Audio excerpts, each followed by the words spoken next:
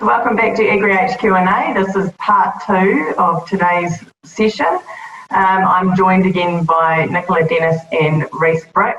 This time we're going to have a look at that. The New Zealand dollar's been creeping up a little bit. Certainly nothing substantial, but it is up from a very low place that we found ourselves in. So that's obviously going to, should have an impact on what we see at farm gate and our export prices. But what are you saying, Nicola? Is that what's happening? Yeah, so like this time of year, we're kind of a little bit sheltered from the export market by procurement pressure.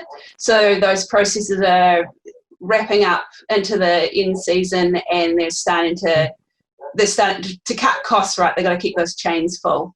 So that procurement pressure is kind of sheltering the farm gate price. It usually lifts at this time of the year anyway, as they fight over the last of the stock. And then up until sort of like last week, we were also sheltered on the export side of things. The export returns weren't dropping because the currency was so low, but now that currency is turning around and our processors are feeling the pinch of those margins. So we talked about the lamb export indicator prices in previous recordings about how they weren't really trending in the right direction. French racks and mid cuts and even legs to an extent those prices have been discounting. And the Chinese lamb flats as well. Those are all easing downward at a time when we would usually be expecting them to lift because New Zealand production is diminishing.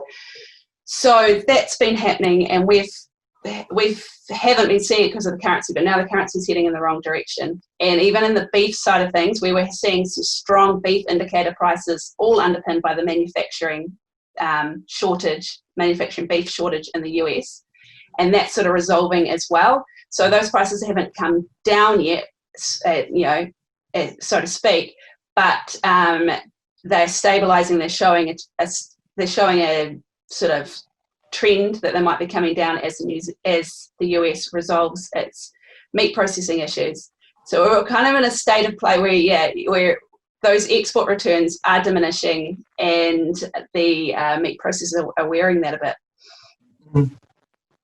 But of course, we're not really seeing that in the prime sale yards, are we? Well, and this is the thing that that's quite interesting, is that the numbers that are coming out aren't huge. Obviously, we had a bit of a backlog to deal with after lockdown, but we're certainly not seeing that sort of impact. What we are seeing at the moment is because processor space is freeing up and they are actively starting to source stock from the yards. The last couple of weeks we've seen prices firm pretty much right across the board, Reece? From your cattle right down to your sheep. So.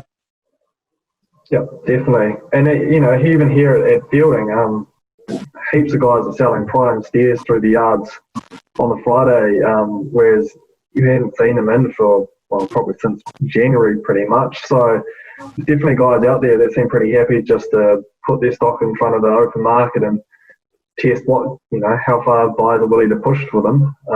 Whereas a few weeks ago it was just take what the works will give you. Yeah, and a few weeks ago those works buyers wouldn't have been showing up at the sale yards either. And this is what we are seeing is we're seeing more of these buyers coming out, and they're coming out with bigger budgets to secure the stock, because that's what they need to be doing. We have noted a bit of a lag with the South Island prices, cattle prices, as opposed to the North Island. Talking to an agent yesterday, that he just said that space for prime stock for cattle is just impossible. Shocking. Yeah, it's shocking. And maybe because they're still killing a lot of manufacturing cows. Bull, he said, okay, not so bad, but and so that's caused a bit of a lag in price. You'll get prime steers that are sort of around $2.30 to $2.40, where in the North Island there were Angus steers at prime sales on Monday that were able to make up to $2.80. So I think we'll see a catch up as that space, as more prime stock can be killed, but it might just be a bit more time needed to do that. So. Yeah, I would just say that the backlogs here for prime, like at least in the lower South Island, are still very extreme. Like we got some off last week, but we had been waiting 6 weeks, and I think we only got in because we were lucky because they That'd be nice. they know I'm asking everyone, so They knew you were going to talk about it. yeah. So there's still a big wait there, and a huge wait for prime cow and sire bulls. So looking quite a few more weeks for those. They're seem to be at the lower end of the priority, and the manufacturing cow, still plenty coming out of Southland and Otago, and then we had those winter contracts that were hanging around for people to hold on to July, August, so we'll still be killing cow out till then. Yeah, and then then it's just, they say another maybe 2 or 3 weeks for the prime backlog. I mean, we'll see. It depends how tight people get for feed, whether or not they'd start to kill lighter and lighter to make it work. What's it looking like in the North Island? As in? Just the farmer sentiment. Like, are you hearing gripes from people around feed or kill space? No, I wouldn't say that.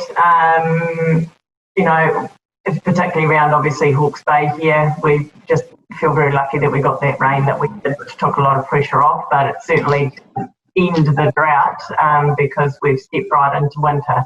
So I think people seem pretty happy with being able to get stock away. Would you say, Reece? Yeah, I agree with that. I think the sentiment's changed a lot in the past month between the yards reopening and a bit of rain around the place, and the backlogs have generally disappeared. I think everyone's in a pretty positive headspace. If anything, it just feels like it's back to normal autumn, or I suppose it's winter now, isn't it? Or winter. Yeah, it's just that sort of pre-winter, you're seeing the pre-winter offloads and stuff, and people will just keep ticking that over until we hit the spring. And back to the processors, I'm pretty sure there's still plenty of South Island cow heading across the strait to get killed at the processors. And at Canterbury Park yesterday, there were North Island buyers active in the prime market as well. So we will see a bit of that, I think, to try and lighten the load. And I mean, the prices are lower at the South Island sales, so they can obviously, even with transport costs, it still makes it worthwhile doing. But how long that lasts is just a matter of how long it is, because the prices are firming at these South Island yards. So some of those prime sales were above schedule. Some of those prime sale prices were above schedule. So it's interesting to see how that changes behaviour as well for people who are waiting on stock. Yeah, for sure. All right, well, that seems like a pretty good place to wrap it up. If you have any questions, hit us up at analysts@agrihq.co.nz, and feel free to subscribe to our reports, and we always like that. So thank you, everyone.